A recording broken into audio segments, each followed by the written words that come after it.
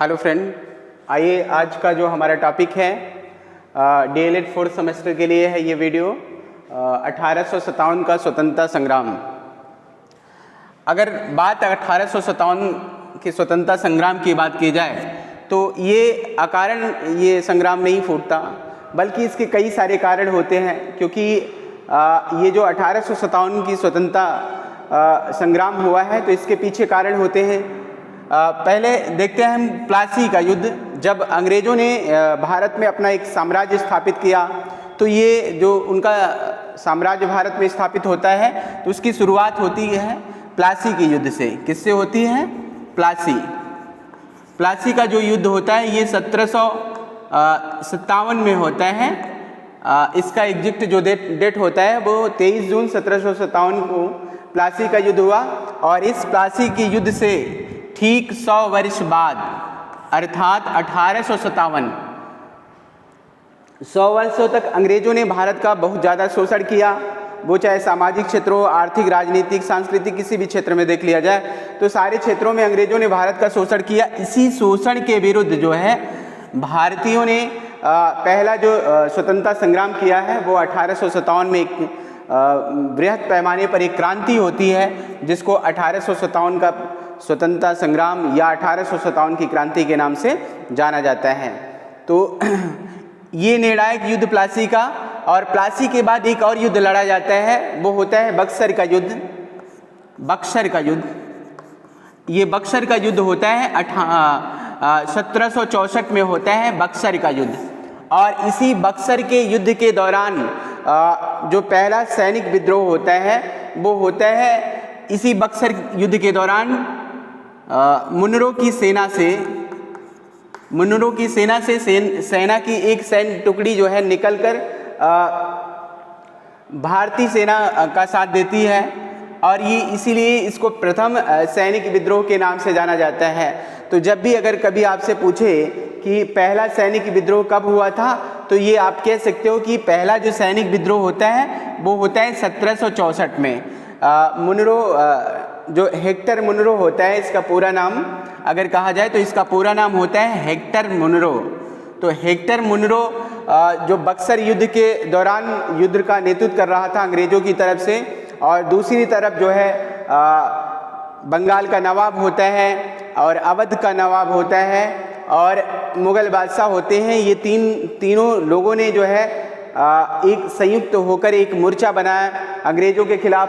और जब दोनों के बीच में युद्ध प्रारंभ होता है तो यहीं से हेक्टर मुनरो की सेना का एक सैन्य टुकड़ी निकलकर बंगाल के नवाब और मुग़ल बादशाह की तरफ चली जाती है। इसीलिए इसको प्रथम सैनिक विद्रोह कहा जाता है। तो जब भी अगर आपसे पूछा था तो ये जानते रहिएगा प्रथम सैनिक विद्रोह कब हुआ था। तो सैनिक विद्रोह प्रथम हुआ था 1764 में, 1764 में, याद रखिएगा, ठीक है। तो जो ये 1857 की क्रांति होती है, प्लासी के युद्ध के बाद अंग्रेजों ने जब भारत के क्षेत्रों पर अधिकार किया और यहाँ से अंग्रेजों को जो है भूमि से भारतीय भूमि क्षेत्र से कर वसूलने का अधिकार भी इनको मिल गया और पूरी तरह से इन लोगों ने भारत के क्षेत्रों पर अधिकार कर लिया और तरह तरह के जो है भारत पर अत्याचार करने लगे। और इसी से जो है त्रस्त होकर भारतीय जनता ने जो है और कुछ भारतीय शासकों ने अंग्रेजों के खिलाफ 1857 में एक विद्रोह किया, ठीक है। और 1857 की क्रांति के बारे में पहली बार जिस विद्वान ने या जिस भारतीय ने, यूँ कहे कि जिस भारतीय ने पहली बार विचार दिया वो कौन भारतीय था जिसने 1857 की क्रांति में पहली बार विचार दिया, तो ये जानते रहिएगा। ये थोड़ा सा डीप का प्रश्न है। तो 1857 की क्रांति में के बारे में पहली बार विचार देने वाले जो विद्वान होते हैं या ये कहें कि प्रथम भारतीय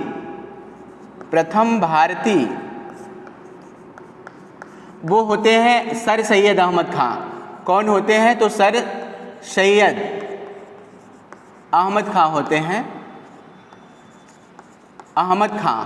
इन्होंने ही एक पत्रिका लिखी जिसका नाम होता है असबाब-ए बगावत हिंद, असबाब-ए बगावत हिंद। इसी में इन्होंने पहली बार विचार व्यक्त किया है। 1857 की क्रांति के बारे में प्रथम भारतीय जिसने विचार व्यक्त किया वो होते हैं सर सैयद अहमद खां, और इनकी पत्रिका का क्या नाम था?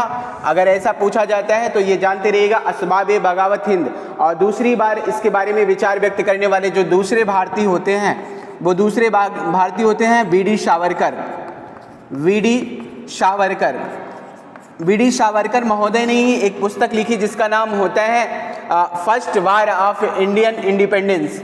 तो वीडी सावरकर की ये पुस्तक है। वीडी सावरकर ने ही पहली बार इसे स्वतंत्रता संघर्ष कहा। भारत का प्रथम स्वतंत्रता संघर्ष कहने वाले विद्वान कौन है या कौन से ऐसे भारतीय हैं जिन्होंने इसको पहली बार स्वतंत्रता संघर्ष का नाम दिया है? तो वो हो जाएंगे वीडी सावरकर जी। और उनके पत्रिका का क्या नाम था? तो first war of Indian independence इनकी पत्रिका का नाम होता है। इसी पत्रिका के माध्यम से उन्होंने इसे भारत का प्रथम स्वतंत्रता संग्राम कहा है। तो भारत के प्रथम स्वतंत्रता संग्राम कहने वाले विद्वान कौन है? तो वीडी सावरकर। और प्रथम अंग्रेज कौन है जिसने इसको 1857 की क्रांति को स्वतंत्रता संघर्ष कहा है? तो ये बेंजामिन डिज़रायली हैं। डिज़रायली, इसका पूरा नाम होता है बेंजामिन डिज़रायली। डिज़रायली ने ही ये प्रथम अंग्रेज होता है, प्रथम अंग्रेज जिसने इसको 1857 की क्रांति को इसने जो है स्वतंत्रता संघर्ष कहा है। स्वतंत्रता संघर्ष। तो स्वतंत्रता संघर्ष कहने वाले प्रथम अंग्रेज का नाम क्या था अगर पूछा जाए तो ये जानते रहिएगा, वो प्रथम अंग्रेज होता है डिज़रायली जिसने इसको प्रथम स्वतंत्रता संघर्ष कहा है। और उसके बाद इसके बारे में जब 1857 की क्रांति के बारे में लिखने वाले प्रथम विद्वान का क्या नाम था जिसने 1857 की क्रांति के बारे में पहली बार लिखा? या यूँ कहें कि 1857 की स्वतंत्रता संग्राम के सरकारी इतिहासकार किसे माना जाता है?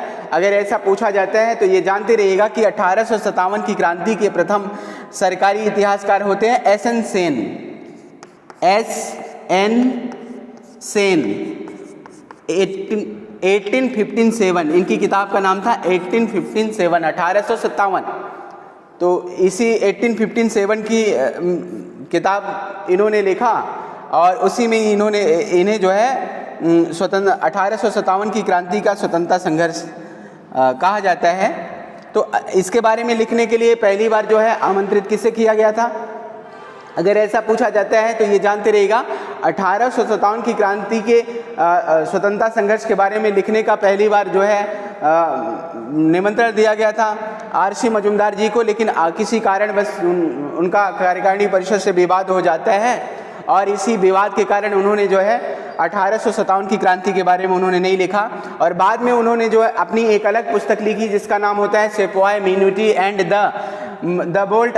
RC मजूमदार ने इसको लिखा और इसी में इन्होंने ये कहा कि ये जो 1857 की क्रांति है ये न प्रथम न स्वतंत्रता और ना ही संघर्ष है। तो ना प्रथम न स्वतंत्रता और ना संघर्ष कहने वाले वो कौन से इतिहासकार हैं जिन्होंने 1857 की क्रांति के बारे में ऐसा विचार दिया है? तो अगर ऐसा पूछा जाता है तो इसका सही आंसर हो जाएगा RC मजूमदार।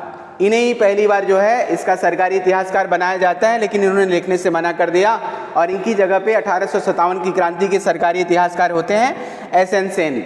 उनकी किताब का क्या नाम था अगर ऐसा पूछा जाता है तो 1857। उनकी किताब का क्या नाम था? 1857। तो ये सारे बहुत ही इम्पोर्टेंट प्रश्न हैं। यहाँ से 1857 की क्रांति की जो शुरुआत होती है इसके बारे में जो मुख्य कुछ ऐसे क्वेश्चन थे जिसके बारे में अभी हमने बताया। अब आगे देखते हैं इस 1857 की क्रांति का स्वरूप क्या था। तो 1857 की क्रांति के बारे में बात करने में 2-3 चीज़ों पर ध्यान देना होगा आपको। पहला, इसका स्वरूप कैसा था, स्वरूप। दूसरा, विस्तार, किन किन क्षेत्रों में इसका विस्तार हुआ। और तीसरा, इसका कारण कौन था। 1857 की क्रांति का वो कारण कौन था जिस कारण ये क्रांति होती है। और चौथा जो होता है परिणाम, 1857 की क्रांति के क्या परिणाम हुए और या ये क्या है प्रभाव। तो अब सबसे पहले देखते हैं कि 1857 की क्रांति के स्वरूप के बारे में देखते हैं, इसका स्वरूप कैसा था। 1857 के स्वतंत्रता संग्राम के वो कौन से कारण थे, तो आइए कारण की बात करें। वो कौन सा कारण होता है जिसके कारण ये 1857 का स्वरूप, सबसे पहले स्वरूप देखते हैं फिर कारण देखते हैं कि इसके स्वरूप क्या थे। 1857 की क्रांति का स्वरूप कैसा था। तो जहाँ तक 1857 की क्रांति के स्वरूप की बात है, स्वरूप, तो इसके स्वरूप की बात है तो इसके स्वरूप से पहले एक क्वेश्चन बड़ा अच्छा कभी भी पूछा जा सकता है कि जब 1857 की क्रांति हुई तो उस क्रांति के समय ब्रिटेन का प्रधानमंत्री कौन होता है। ब्रिटिश प्रधानमंत्री कौन था। अगर ब्रिटिश प्रधानमंत्री की बात की जाए, ब्रिटिश प्रधानमंत्री, इस समय ब्रिटिश प्रधानमंत्री कौन था, तो पाम स्टर्न, पाम स्टर्न इस समय ब्रिटेन के प्रधानमंत्री होते हैं।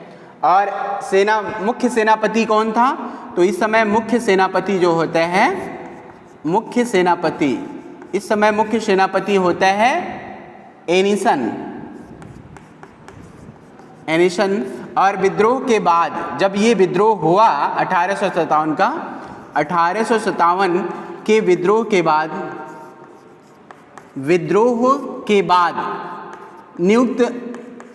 नियुक्त सेनापति कौन होता है, तो वो होता है कैंपबेल। कौन होता है, कैंपबेल। ये जब विद्रोह होता है उसके बाद नियुक्त किया जाता है इसको मुख्य सेनापति, और इससे पहले कौन होता है, एनिसन होता है। ठीक है, तो ये जानते रहिएगा। ये तीनों बहुत ही इंपॉर्टेंट प्रश्न है। और इस समय एक और बहुत अच्छा प्रश्न है, वो पूछा जा सकता है कि जब ये 1857 की क्रांति हुई तो उस क्रांति के दौरान मुगल बादशाह कौन होता है। तो उस क्रांति के दौरान मुगल बादशाह जो होता है वो होता है बहादुर शाह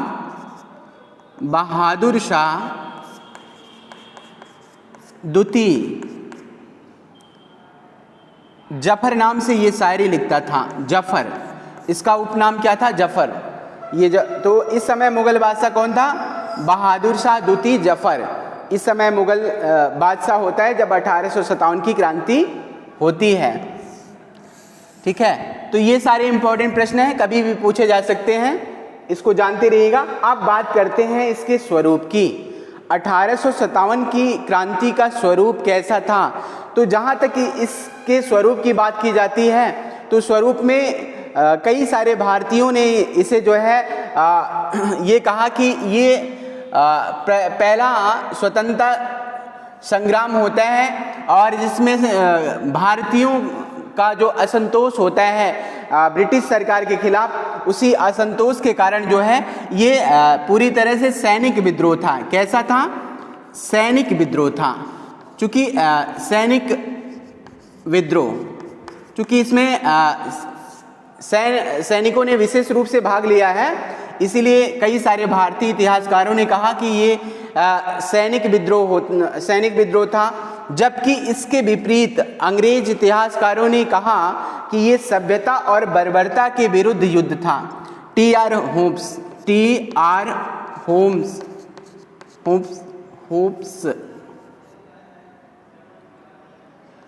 होम्स लिख दे रहे हैं, ठीक है, आप समझ लीजिएगा। टी.आर. होम्स कहीं कहीं होप्स देता है। तो इसने कहा कि सभ्यता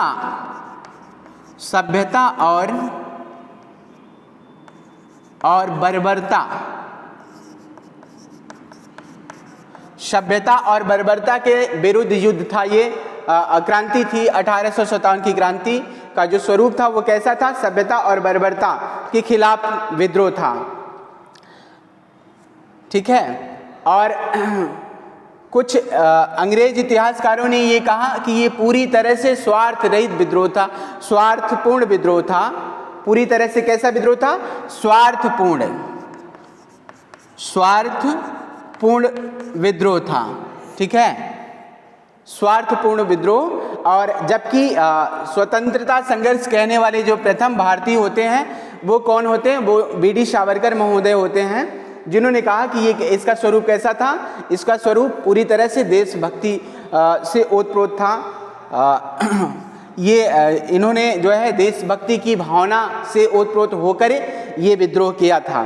तो अगर ऐसा पूछा जाए तो ये आप बता सकते हो कि देशभक्ति की भावना से ओतप्रोत होकर विद्रोह कहने वाले कौन है? तो वो है बी.डी. सावरकर। इसीलिए उन्होंने कहा कि ये जो 1857 की क्रांति है इसको इन्होंने पहला स्वतंत्रता संघर्ष कहा।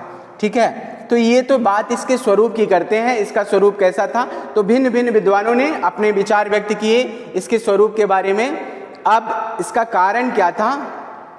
ये स्वरूप हो गया। अब कारण की बात करें, कारण कि 1857 की क्रांति के वो कारण कौन से थे? तो कारण की बात करें तो इसके कई सारे कारण हैं। कारणों में पहली बात करें राजनीतिक कारण। राजनीतिक कारण की बात की जाए, इसका सबसे पहला जो कारण होता है वो राजनीतिक कारण होता है। तो राजनीतिक कारण में हम देखते हैं कि अंग्रेजों ने क्या किया कि उन्होंने डलहौजी की राज्य हड़प नीति के द्वारा, राज्य हड़प नीति, इसको कहते हैं डॉक्ट्रिन ऑफ लैप्स। राज्य हड़प नीति की पॉलिसी किसकी थी? लॉर्ड डलहौजी की। लॉर्ड डलहौजी ने राज्य हड़प नीति के तहत इसने क्या किया कि कई सारी भारतीय रियासतों का उसने अधिग्रहण कर लिया। भारतीय राज्यों को वो ऐसे राज्य जिनकी वैध संतानें नहीं थी, ऐसे राज्य को इसने क्या किया कि अंग्रेजी राज्य में मिला लिया। ऐसे राज्यों को इसने अंग्रेजी राज्य में मिला लिया। और वो राज्य कौन कौन से थे? तो पहला था सतारा, जैतपुर, संभल,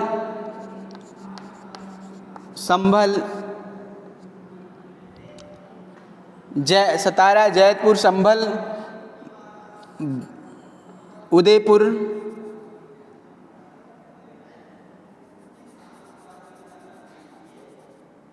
बघाट, झांसी, नागपुर, अवध। ठीक है, तो सतारा ये होता है 1848 में सतारा को, जैतपुर को 1849 में, और 1849 में संबलपुर को, और बघाट को 1850 में। 1850 में बघाट को, झांसी को 1853 में, झांसी को 1854 में, नागपुर को और 1856 में अवध का विलय किया गया। तो ये जानते रहिएगा, चूंकि इसकी डेटिंग से हमेशा पूछा जाता है। सबसे पहला डलहौजी की राज्य हड़प नीति का प्रथम शिकार भारत का कौन सा राज्य होता है? अगर ऐसा क्वेश्चन पूछा जाता है तो इसका सही आंसर हो जाएगा सतारा। कब इसको, सतारा को जो है राज्य हड़प नीति के तहत उसका विलय किया गया? 1848 में। डेट भी आपको याद रहना चाहिए, डेट भी पूछेगा जरूर। तो 1848 में सतारा का, और 1849 में किसका? जैतपुर का। 1849 में ही संभल का, संबलपुर कहते हैं, इसको जानते रहिएगा। और बघाट का कब होता है? 1850 में बघाट। और एक इसके बीच में एक और होता है उदयपुर, उसका भी लिख देते हैं उदयपुर। इसका 1852 में होता है, इसका विलय किया गया। 1853 में किसका होता है? झांसी का। 1853 में विलय किया गया झांसी का। 1854 में किसका विलय किया गया? नागपुर का। 1854 में नागपुर का विलय किया गया। और 1856 में जो है किसका? अवध का। अवध का विलय किस आधार पर किया गया? ये भी क्वेश्चन आएगा।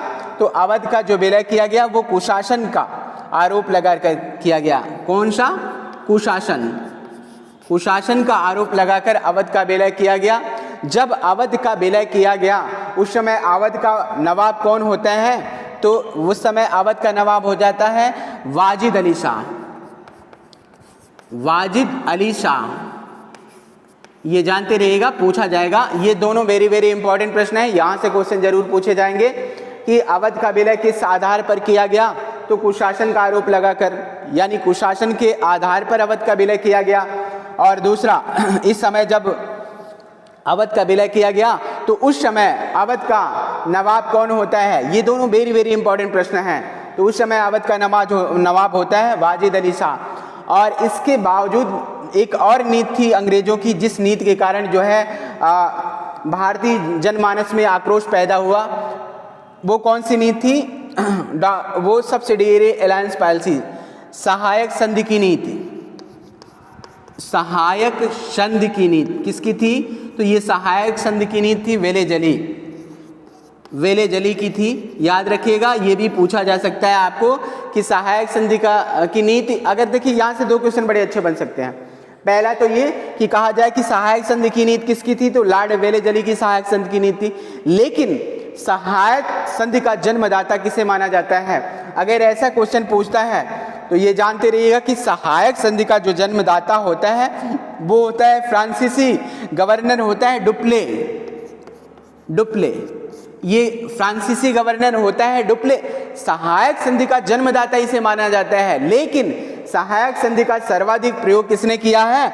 तो वो हो गया वेले जली ने ज़्यादा से ज़्यादा इसका प्रयोग किया, इसीलिए वेले जली के नाम के साथ सहायक संधि को जोड़ दिया जाता है। लेकिन जब जन्मदाता की बात की जाएगी तो वो हो जाएगा फ्रांसीसी। याद रखिएगा, कौन था? फ्रांसीसी। डुप्ले कहाँ का था? फ्रांस का था। ठीक है, तो ये तो इसके राजनीतिक कारण हुए। अंग्रेजों की सहायक संधि की नीति, अंग्रेजों की राज्य हड़प की नीति, जिसके द्वारा इन्होंने, जिसकी कोई वैध संतान नहीं होती थी, तो अंग्रेजों ने ऐसे राज्य को जो है गोद लेने से इसको जो है वंचित कर दिया और ऐसे राज्य को पूरी तरह से अंग्रेजी राज्य में मिला लिया जाता है। और इसी के कारण जो है भारतीय रियासतों के शासक जो है नाराज हो जाते हैं और उन सभी लोगों ने जो है अंग्रेजों के खिलाफ विद्रोह किया। तो ये इसका राजनीतिक कारण होता है। और आर्थिक कारण की बात की जाए, अंग्रेजों के आर्थिक कारण कौन थे? वो जिसके कारण जो है 1857 की क्रांति होती है। तो बात अगर आर्थिक क्रांति की जाए तो आर्थिक क्रांति के तहत जो है अंग्रेजों ने भू राजस्व वसूलने के कई, जैसे चाहे वो रैयतवाड़ी हो, चाहे महालवाड़ी हो, चाहे स्थायी बंदोबस्त हो, इन बंदोबस्त के तहत या इन सभी जो है इन सभी करों के तहत जो है अंग्रेजों ने भारतीयों से जो है कर की मात्रा बढ़ा के जो है इनसे ज़्यादा से ज़्यादा जो है कर वसूलने का प्रयास किया भारतीयों से। ये भी एक विद्रोह का कारण बना। और दूसरा जो है ड्रेन ऑफ वेल्थ का सिद्धांत दादा भाई नौरोजी ने दिया है। धन निष्कासन का सिद्धांत, धन निष्कासन अंग्रेजों ने जो पहली बार 1764 से जो है इनको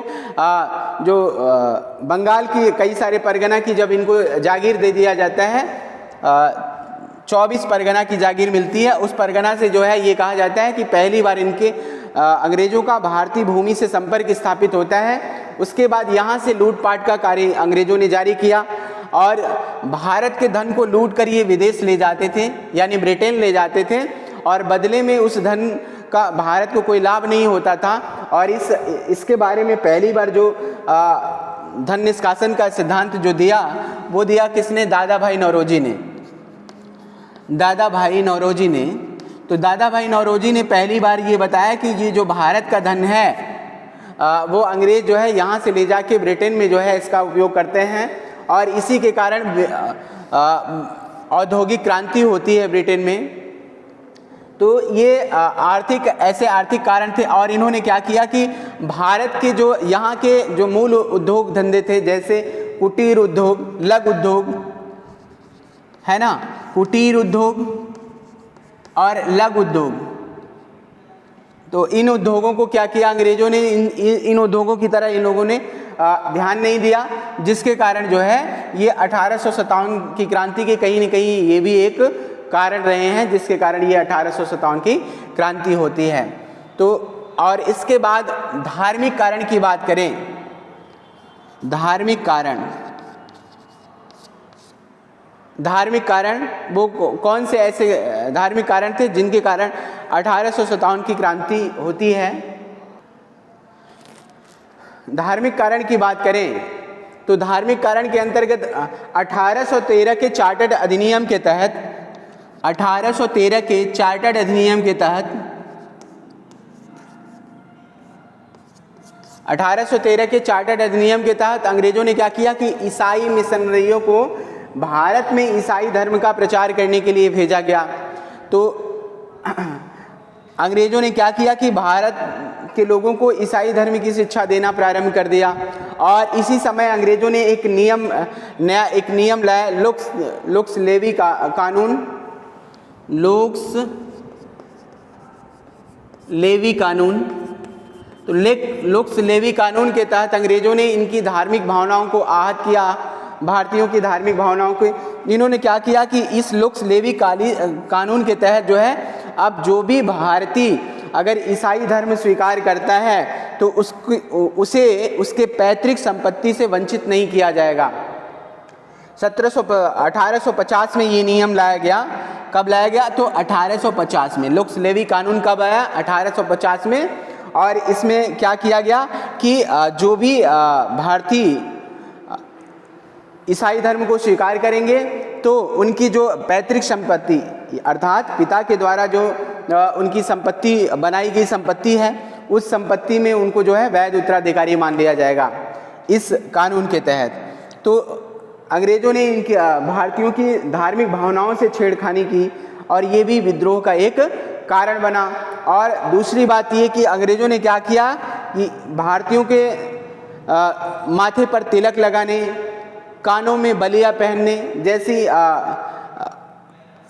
जैसे उनके सांस्कृतिक जो भी गतिविधियां रहीं उस पर इन लोगों ने क्या किया कि बैन लगा दिया। तो ये भी कहीं न कहीं विद्रोह का एक कारण बनता है। और अंग्रेजों ने क्या किया, जो तत्कालीन कारण होता है, इसी धार्मिक कारण के अधीन ही एक तत्कालिक कारण बनता है। वो तत्कालीन कारण कौन सा बनता है? तो वो तत्कालीन कारण बनता है चर्बी लगे कारतूस का प्रयोग। अंग्रेजों ने क्या किया कि उस समय जो है ब्राउन बैस जो बंदूक इस्तेमाल की जाती थी, उसकी जगह अंग्रेजों ने इनफिल नई राइफल का प्रयोग करना प्रारंभ किया।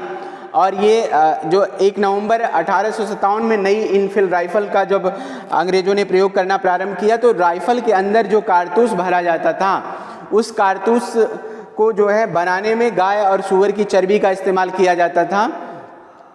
और उसको राइफल के अंदर भरने से पहले क्या किया जाता था? दांतों से खींचना, उसका जो आगे का पार्ट होता था उसको दांतों से खींचना होता था। दांतों से खींचकर फिर उसके बाद राइफल में भरी जाती थी। तो ये भी कहीं न कहीं विद्रोह का एक कारण बन गया, जिसको हम कहते हैं तत्कालिक कारण। ये सारे तो इसके पहले कारण थे, लेकिन तत्कालीन कारण वो कौन सा था जिसके कारण 1857 की क्रांति होती है? तो तत्कालीन कारण कौन सा होता है? तो तत्कालीन कारण होता है चर्बी लगे कारतूस का प्रयोग। चर्बी लगे कारतूस का प्रयोग, ठीक है। ये तत्कालिक कारण होता है, जिसको कारणों का कारण ही कहा जाता है, तत्कालिक कारण। तत्कालिक कारण कौन सा था? अगर ये पूछा जाए, यहां से भी एक क्वेश्चन बन सकता है, वो पूछा जा सकता है कि वो तत्कालिक कारण कौन सा था जिसके कारण ये 1857 की क्रांति होती है? तो तत्कालिक कारण था चर्बी लगे कारतूस का प्रयोग, जिसको दांतों से खींचना होता था। ये तत्कालिक कारण था, इसीलिए जो है सैनिकों में असंतोष व्याप्त हो जाता है। और इस चर्बी लगे कारतूस के बारे में सैनिकों को जानकारी कहाँ से होती है? तो इसकी जानकारी सबसे पहले दमदम ये बंगाल में है, दमदम नामक कारखाने में जो है इसके बारे में पहली बार जानकारी होती है। ये कहा गया कि यहीं पर एक खलासी होता है, उसने एक ब्राह्मण से पानी मांगा। तो जब खलासी ने ब्राह्मण से पानी मांगा तो उस ब्राह्मण ने खलासी को पानी देने से इनकार कर दिया। उसने कहा, पता नहीं तुम किस जाति के हो और मैं उच्च जाति का हूँ, मैं तुमको पानी कैसे दे सकता हूँ? अगर मैंने तुमको पानी दे दिया तो मेरा धर्म भ्रष्ट हो जाएगा। तो उस खलासी ने व्यंग्य करते हुए कहा कि जो आप राइफल का इस्तेमाल करते हो, उस राइफल में जो कारतूस लगाई जाती है वो कारतूस गाय और सूअर की चर्बी से बनाया गया है। जब आप उसका इस्तेमाल करते हो तब आपका धर्म कहाँ जाता है, तब आपका धर्म भ्रष्ट नहीं होता। तो जब इस बात की खबर उसको होती है तो वो बड़ा नाराज हुआ और उसके बाद जो है ये 1857 की क्रांति का विद्रोह होता है। तो ये जो कारतूस बनाए जाते थे वो कहाँ कहाँ बनाए जाते थे, तो दमदम बनाए जाते थे, सियालकोट में बनाए जाते थे। सियालकोट कहाँ है, तो पाकिस्तान में, दमदम सियालकोट,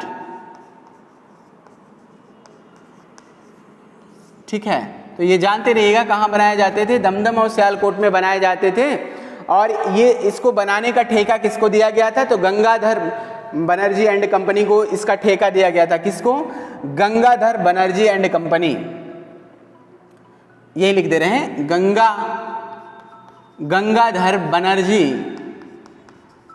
एंड कंपनी को इसका ठेका दिया गया था। आपसे पूछा जा सकता है इसका ठेका किसे दिया गया था, तो गंगाधर बनर्जी एंड कंपनी को इसका ठेका दिया गया था। और पहली बार इसकी जानकारी कहाँ होती है, तो दमदम में पहली बार इसकी जानकारी होती है, जिसमें हमने बताया खलासी और ब्राह्मण की बात, तो ये आप बता सकते हो। और उसके बाद इस मेरठ का ये जो क्रांति होती है, तो पहली बार क्रांति कहाँ होती है, तो पहली क्रांति होती है मेरठ में बैरकपुर छावनी। कहाँ होती है, तो बैरकपुर छावनी के 34वीं रेजिमेंट के जवान मंगल पांडे द्वारा, किसके द्वारा, तो मंगल पांडे द्वारा ये 1857 की क्रांति का पहला विद्रोह होता है। तो अब इसके बारे में अगले वीडियो में चर्चा करेंगे। इसके आगे का जो पार्ट होता है जहाँ से इसकी क्रांति की शुरुआत होती है, तो क्रांति की शुरुआत होती है मेरठ से। मेरठ के पास ही बैरकपुर छावनी कि 34वीं रेजिमेंट का जो जवान होता है मंगल पांडे द्वारा। अब इसके बारे में जो अगली चर्चा करेंगे वो अगले वीडियो में चर्चा करेंगे। और आज के लिए इतना ही इस वीडियो में, धन्यवाद।